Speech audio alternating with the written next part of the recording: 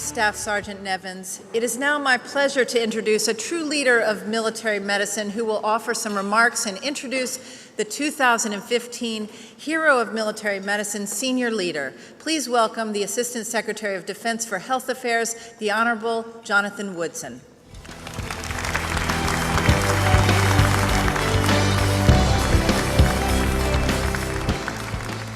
Wow, what a great evening, and that's an amazing story.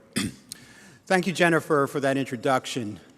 You know, before I introduce the next honoree, I just want to remark on Sergeant Nevins and his extraordinary personal story of courage, resilience, and recovery. I don't know what I would have done in that circumstances, but this is what it's all about. Let's give him another round of applause.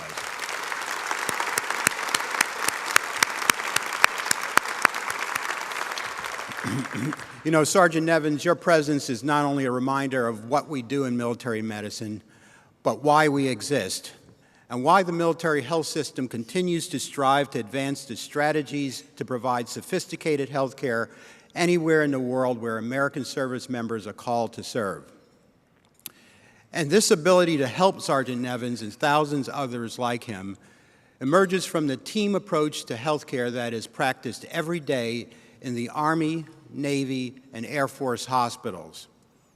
These institutions are essential to generating the ready medical force of enablers willing to go with our combat forces in harm's way. The things you need to know about individuals being honored today and the thousands of others who stand behind them are, they are not complacent. Although the survival rates of those wounded in battlefields is the highest ever recorded in the history of warfare, and the disease and non-battle injury statistics are the lowest, as Dr. Madison said earlier, these men and women will say two things. First, that's nice, but how do we get better? Second, how do we ensure that we are going to meet the evolving needs of the warfighter and the conditions under which they will operate on the next mission? Because what drives our medical teams are not our current successes, but what we do to set the conditions for success and saving more lives in the missions to come. Now, in my role as Assistant Secretary, I've had the good fortune to personally know some of the honorees tonight and have seen them up close and the work that they have done. And I can tell you, it's nothing short of spectacular. But if there is one thing that everyone in the military health system knows, is that we can never judge ourselves solely by the standards of the American healthcare system writ large. And while we need to meet and exceed these standards, we are part of a much larger organization with a much more critical mission, that is the Department of Defense. We exist to ensure that the military commanders have the medical support they need to accomplish their mission. We serve in support of the service chiefs and the combatant commanders who have immense responsibilities, and their advocacy on behalf of a strong, modernized, relevant military health system is central to our long-term success. Now, one of those people who we are accountable to, someone who is one of our greatest champions for military medicine, is a man I am privileged to introduce to you next. Our honoree, Admiral Jonathan Greenert, is the 30th Chief of Naval Operation. He knows better than anyone that our system exists to ensure our men and women are medically ready to go anywhere, anytime, to accomplish any and all assigned missions. That anywhere can be Baghdad, Kabul, Freetown in Sierra Leone, Liberia, Kathmandu in Nepal, or many regions of the world.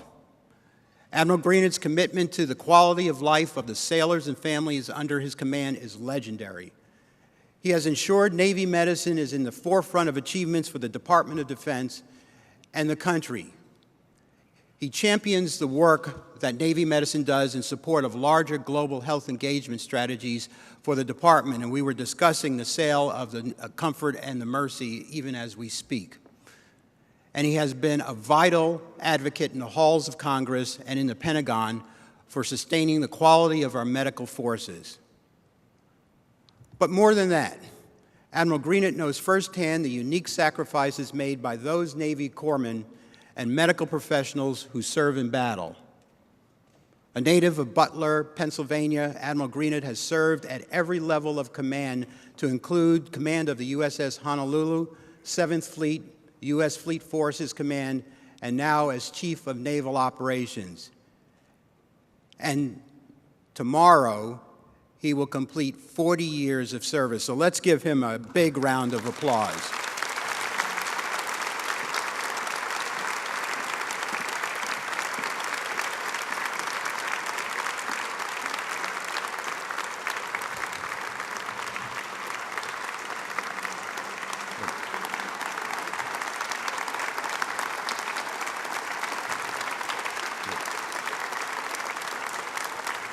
Just one or two other things about Admiral Greenert. You know, when he completed command of the USS Honolulu, he was presented with the Admiral Stockdale Award for Visionary Leadership. That's no small award. You know, once again, our Navy could not be in better hands. The future of Navy medicine could not be in better hands than to have Admiral Greenert at the helm.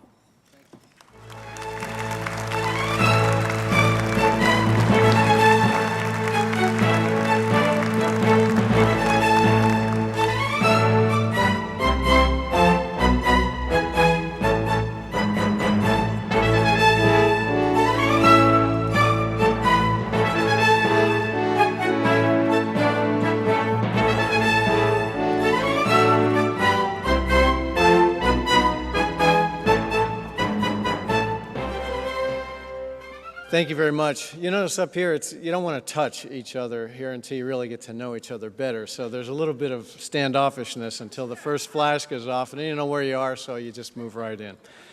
Dr. Woodson, thank you very much to the Henry M. Jackson Foundation, to our sponsors who were displayed earlier tonight. Thank you all very much. I am truly, truly honored and humbled. You've seen the testament and the testimony tonight to people who are true heroes, warriors who went out in the field, and those that cared for them. And as a service chief, Darlene and I are privileged to lead our Navy, have for almost 4 years now, to organize, train, and equip those that go out and become truly the heroes around there. And as a service chief, we spend a lot of time kind of looking at what some might say the shiny object. What is the latest high-tech weapon, the sensor, the thing that will go out there on the oceans or fly in the air and get the great things done that are needed for our country. But also you learn, the longer you're in this business, that's not the most important element that makes a military great and that what makes really this country what it is. The military medical enterprise, the naval enterprise, all of the military enterprise is as important as any ship or aircraft that we have out there. It ensures our servicemen are ready and that they are resilient. Our medical enterprise does that. It ensures that readiness for those that go out and get the things done. Sometimes this nation, sharing the medical capability it has, is the mission of the military.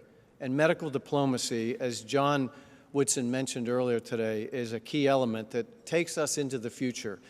A hospital ship sends a message that we just can't send with anything else. A medical team out in the field, shaping the world's opinion of what this great nation is and what we're about as Americans and what our principles are. It's just as clear as an aircraft carrier that the United States of America, cares, and we are, in fact, a trusted partner. So tonight, the hospital ship Comfort is in Jamaica, providing promise with a mission called Continuing Promise. She'll go to Belize, she'll go to Colombia, Dominican Republic, El Salvador, Guatemala, Haiti, Jamaica, Nicaragua, Panama, and by the time she's done, probably service somewhere in the order of 130,000 to 140,000 patients. In a week, the hospital ship Mercy will do the same in the Pacific. So from treating acute trauma on the battlefield to being at the forefront of international engagement and letting this world know what Americans are really like and the caring that we've talked about internally and what we can do externally to the world is what military medical service is really about. Their mission extends beyond the current personnel. They're committed to families and retirees as well. We've talked about it tonight, and we've seen the tribute. I'm honored and privileged just to be associated with it. Thank you all very much. Good night.